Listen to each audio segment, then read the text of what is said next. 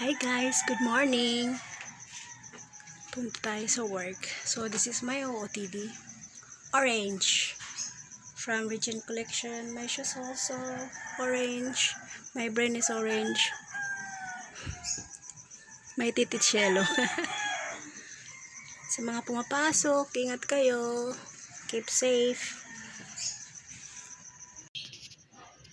Yan si Daddy. Hatid niya ako. Nakasputing pa. Yan yung kalabaw namin. Luma na. Pero okay pa siya. Tarpaulin ko sa gate. My name. And there's a Kura. Tan ko yung fish shell ko. So, ano kayang gagawin natin? Baka hindi ako papasukin ng guard. MG. Ako pinapasok. Nagsuwag